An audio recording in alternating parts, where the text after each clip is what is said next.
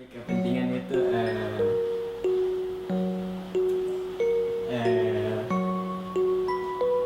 apa nih?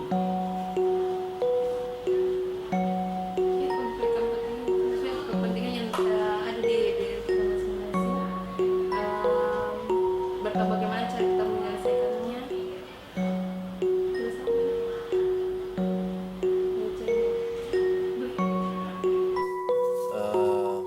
Konflik kepentingan lebih ke egois.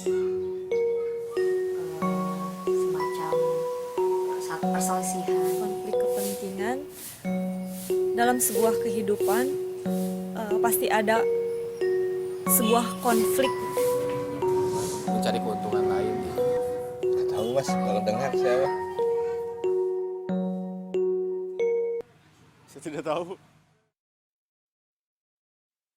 Ya, kasus yang saat ini mendera Gubernur Banten Ratu Atut Khosyah dan juga sejumlah warganya menunjukkan lingkaran kekuasaan yang kuat bertahan dalam sebuah politik dinasti. Komisi Pemberantasan Korupsi menahan Wali Kota Palembang Romi Herton dan istrinya Masyito. Keduanya langsung ditahan setelah menjalani pemeriksaan perdana sebagai tersangka. Kasus dugaan suap Hakim Pengadilan Tata Usaha Negara Medan. Rekapitulasi penghitungan suara, pemilihan wali kota dan wakil wali kota Palembang. Reporter Faizin Adi dan juru kamera Satria Eko Armajo dari Gedung Jaksa penuntut umum menyebut Atut bersama adiknya Tubagus Heri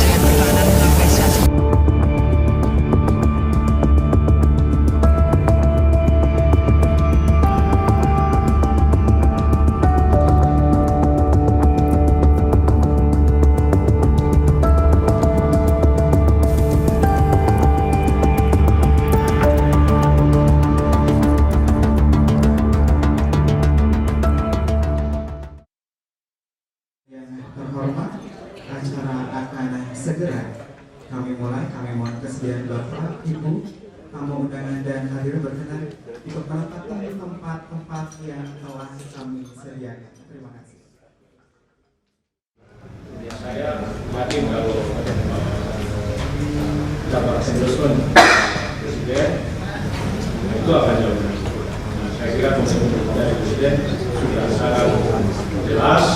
Dan hal penting yang ingin saya sampaikan bahwa Pak Jokowi adalah role model yang dari anti korupsi.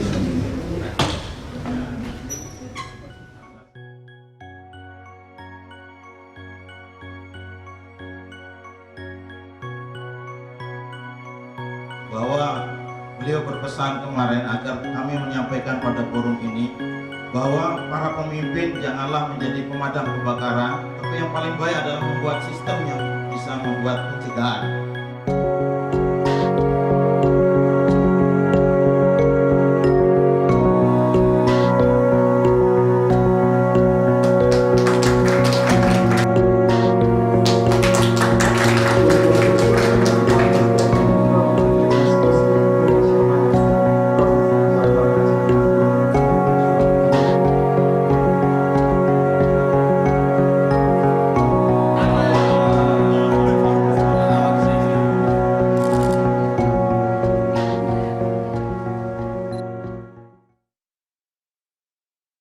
Transparansi Internasional bekerja sama dengan Infit dan Yayasan Tifa mengembangkan satu model pengembangan yang namanya pencegahan penanganan konflik kepentingan. Kita mulai dari tidak harus yang besar, kita mencoba ada 4 pilot project begitu di Indonesia, mengambil di Jawa Timur dan di Sulawesi Selatan. Jawa Timur kita bekerjasama dengan Unitas Erlangga, juga dengan pemerintah Kabupaten Bojonegoro untuk aspek kesehatan terutama di rumah sakitnya. Demikian juga di Makassar. Di Makassar kita bekerjasama dengan Unitas Muslim Indonesia dan juga pemerintah kota Makassar dengan fokus kepada tata kelola rumah sakit. Jadi sebetulnya ada dua isu besar yang kita coba terapkan di dalam skop yang lebih kecil. Isu besarnya adalah kesehatan dan pendidikan. Nah, kita melihat pendidikan dan kesehatan itu satu sektor yang sangat strategis.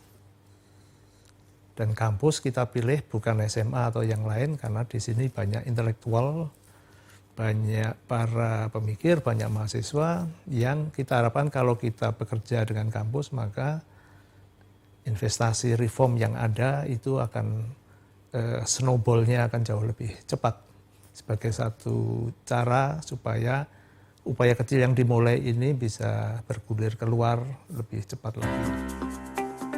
Skema program 3 tahun, Memorandum of Understanding, kelompok kerja, need assessment dan panduan, implementasi, evaluasi.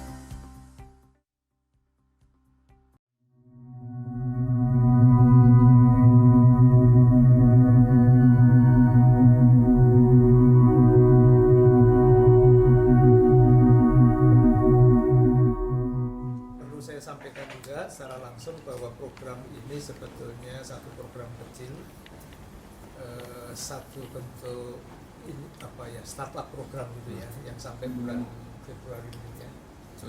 Nah, idenya adalah sekarang kalau orang bicara korupsi itu kayaknya ngomongnya soal penjara dan lain-lain. Padahal ada hal lain yang sebetulnya jauh lebih mendasar yang perlu dan mungkin lebih mudah ditangani, lebih memberikan harapan dan lebih dini ditangani, yaitu urusan konflik kepentingan. Konflik kepentingan sebetulnya ini salah satu akarnya korupsi gitulah ya. Memasukkan kepentingan pribadi di dalam urusan jabatan publik misalnya. Situ itu sebetulnya konflik kepentingan. Oke, sekarang giliran saya.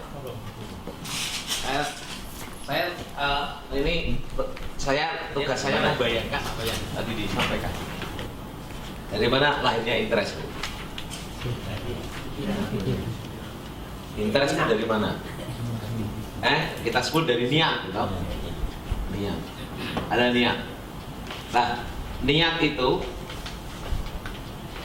kita sebut aja interest ini tanda petik ini. Karena yang konflik interest itu seolah-olah kita sudah menghakimi interest itu jelek. Berarti ada interest yang baik dan interest yang jelek. Nah, kita sebut nih, ini ada interest yang baik, ini interest yang tidak baik. Nah, ini bisa lahir kalau ada niat, orang niat. Nah, niat ini menjadi tidak baik kalau ada kesempatan. Kepentingan pribadi, private, itu tidak ada salahnya. Ibu mencintai anak, ibu mencintai saudara, nggak ada salahnya. Ya, salah ketika kepentingan pribadi ini ketika berhadapan dimasukkan menjadi kepentingan publik. Mengalahkan.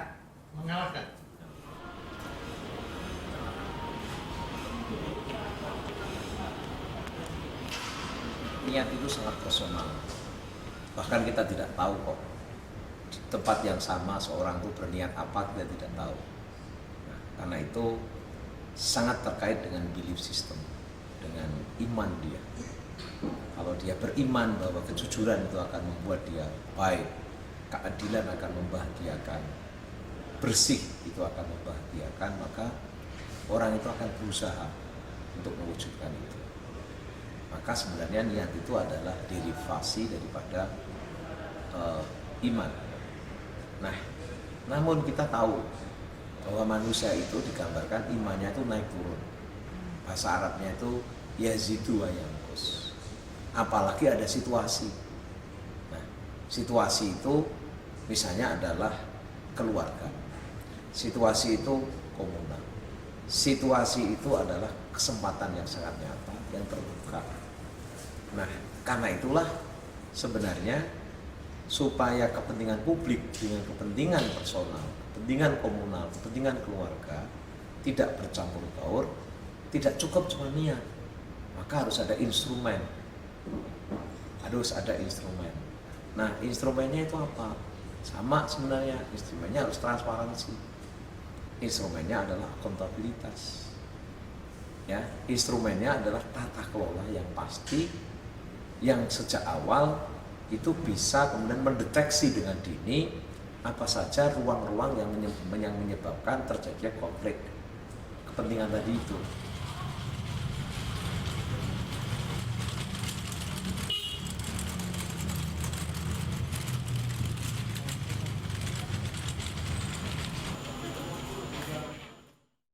Saya lakukan evaluasi, maka ada 3 hal, ada 3 pilar. Menurut saya, rumah sakit ini harus tumbuh dan berkembang. Yang kedua, kesejahteraan, kenyamanan karyawan itu harus bagus. Lalu yang ketiga adalah kepuasan pasien dan keluarga. Ini perlu mendapat penjaga. Atas dasar 3 pilar ini, maka ada sesuatu yang harus saya buatkan kegiatan sehingga bisa mengcover 3 hal ini.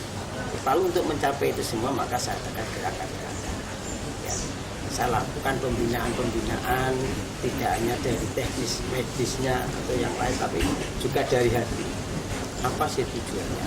Kita bekerja untuk apa? Dan sebagainya. Lalu apa artinya banyak uang? Tapi kalau hatinya gelisah, apa artinya kita bekerja keras tetapi kalau kita tidak mendapatkan kebahagiaan? Dalam hal ini mengenai konflik kepentingan, tentunya itu juga bisa saja terjadi dari sisi di lini pelayanan maupun di sisi manajemen dan sebagainya. Nah, tentunya kita memantaunya dari pengaduan-pengaduan, apalagi di Bojonegoro ini terjalin komunikasi untuk pengaduan lewat berbagai cara, diantaranya WA dan sebagainya. Nah, dari situ kita juga bisa tahu bahwa ternyata di rumah sakit itu sekarang ini ada pengaduan mengenai apa dan sebagainya. Dari in-depth interview dan FGD yang serta observasi yang dilakukan oleh kami bersama-sama tim rumah sakit, kita melihat memang di rumah sakit ini sistem yang mengatur tentang konflik kepentingan ini memang belum terlalu baik. Semuanya berdasarkan komitmen pribadi saya melihat. Tidak ada, kalau sistem yang baik mestinya ada regulasinya, ada sistem yang mengatur. Sedangkan personal-personalnya ini hanya sebagai pendukung. Tapi kalau di rumah sakit ini saya lihat karena kepemimpinan yang kuat dari direktur, sehingga personal-personal ini bisa menahan diri untuk melakukan konflik kepentingan. Tapi menurut saya dalam sistem manajemen itu tidak bagus ya, karena sampai kapan bisa seperti itu, kan tidak bisa lama. Direktur bisa diganti, direktur bisa meninggal, direktur bisa tidak, ini kan akhirnya tidak bisa. Sehingga menurut saya memang sistem harus dibangun dengan bagus di rumah sakit ini. Apalagi dengan kondisi 500 sampai 600 pasien per hari, tentu membawa misi sendiri-sendiri untuk datang ke rumah sakit. Seperti yang saya sampaikan, konflik kepentingan di rumah sakit ini bisa dari semua hulu. Nah, kalau tidak diatur dengan sistem yang baik, hanya mengandalkan personal touch dari direktur, maka saya kira apa yang keterbukaan yang dibangun oleh Bupati dengan OGP-nya akan kurang kuat untuk mengakar ke rumah sakit.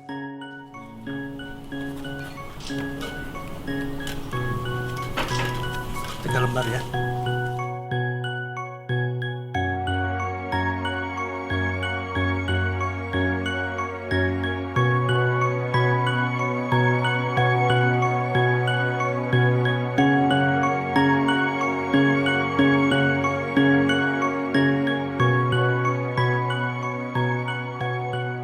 Kami berharap bahwa di setiap lembaga organisasi, khususnya organisasi pemerintah, tapi juga seharusnya yang swasta, itu memiliki aturan yang jelas tentang yang mengatur konflik kepentingan ini.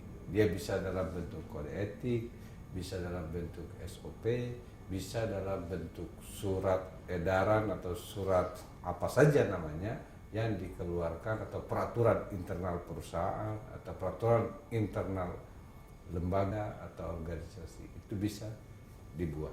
Tapi yang paling penting bukan kertasnya yang tertulis, tapi menjaga jangan sampai terjadi konflik kepentingan.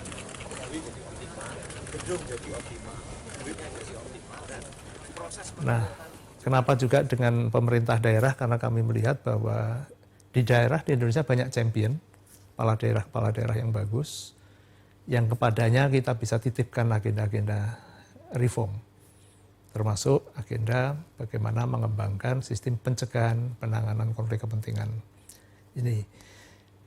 Kalau di 4 unit ini dan di 2 daerah ini nanti sudah berjalan dengan baik, dilaksanakan dengan baik, maka kami berharap bahwa best practices yang dihasilkan atau pembelajaran yang dihasilkan dari program ini bisa diadopsi, bisa direplikasi di tempat-tempat lain, apakah di daerah lain atau di sektor yang lain. Tahapan penanganan konflik of interest di sebuah badan publik. Aturan atau kebijakan. Identifikasi situasi konflik of interest. Strategi penanganan.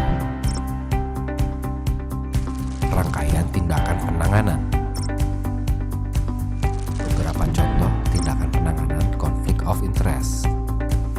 Removal, memindahkan atau mengganti orang yang diduga memiliki konflik kepentingan. Disclosure, politisi atau pejabat pemerintah diwajibkan mendeklarasikan kekayaan dan kepentingan. Recusal, mereka yang berada dalam konflik kepentingan diminta tidak mengambil keputusan atau berpartisipasi dalam situasi ketika konflik kepentingan itu terjadi atau nyata.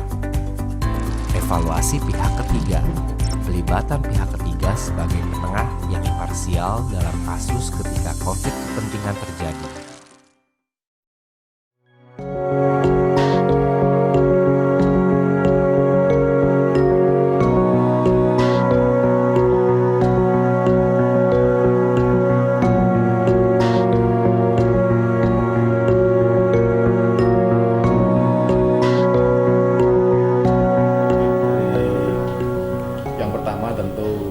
Kita menguatkan dan terus mendorong value di universitas dalam bentuk excellent with morality.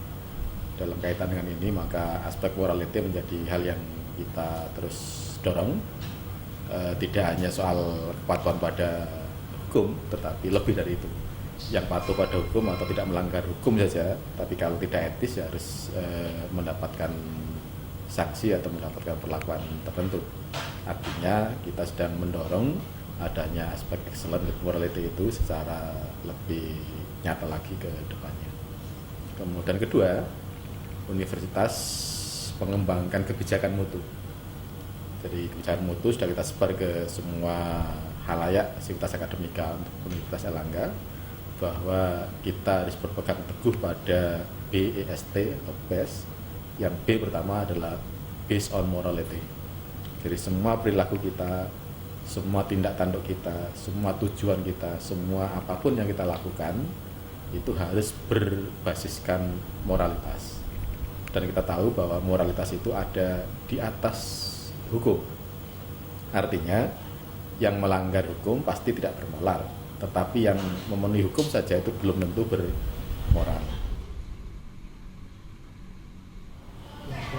Kalau menurut gagasan awalnya itu saya melihat bahwa nanti itu instrumen yang akan disusun itu adalah mungkin lebih memprioritaskan kepada konflik-konflik kepentingan yang mengarah kepada tindakan korupsi seperti itu. Upaya yang kami coba untuk mengenalkan konflik kepentingan itu adalah dalam rangka misalnya sebagai contoh rekrutmen. Rekrutmen itu kami melibatkan pihak eksternal. Sebagai contoh misalnya rekrutmen untuk tenaga honorer gitu ya. Itu kami melibatkan pihak eksternal. Sebagai contoh baru-baru ini kami merekrut dosen tetap non-PNS, kami menggunakan jasa tansil, konsultan tansil. Ini artinya untuk meminimalkan terjadi konflik kepentingan itu. Kalau misalnya lembaga independen kan mungkin bisa lebih objektif ketimbang misalnya kita melaksanakan itu. Karena kalau misalnya sebagai contoh, mohon maaf kalau ada kalau ada misalnya anak-anak atau misalnya tenaga kerja yang melamar ke kita itu ada hubungannya dengan keluarga, dengan pimpinan dan sebagainya, itu mungkin saja bisa tidak objektif lagi. Itu yang kami lakukan.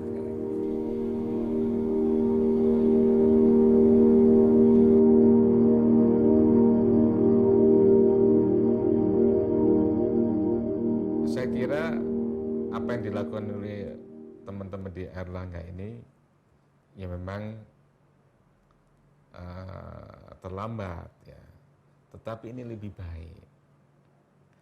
Secara substansi juga nggak terlambat juga karena sudah banyak orang yang melakukan. Individu-individu di Airlangga saya kira juga sudah banyak yang melakukan. Hanya ini kan formalitas, harus dibedakan loh. Jangan sampai nanti oke formalitas begitu lalu kemudian hanya di cover tapi di dalamnya tetapi masih melakukan, ini juga nggak benar. Ya menurut saya harus dua-duanya, ya substansi ya formalitasnya.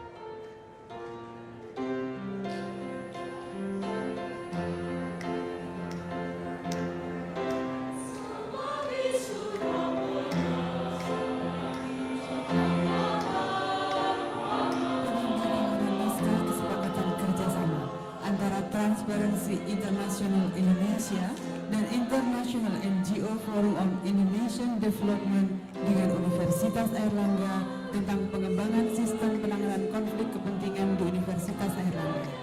Kami persilahkan Bapak Dadang Trisasongko selaku Sekretaris Jenderal Transparency International Indonesia, Bapak Sugeng Bahagio selaku Eksekutif Direktur International NGO Forum on Indonesian Development, dan Profesor Muhammad Nasih, Rektor Universitas Airlangga untuk mengambil tempat. Dan ini akan disaksikan oleh Menteri Pertanian Republik Indonesia, Wakil Ketua KPK Republik Indonesia, Ketua MBA, dan para Wakil Rektor Universitas Airlangga.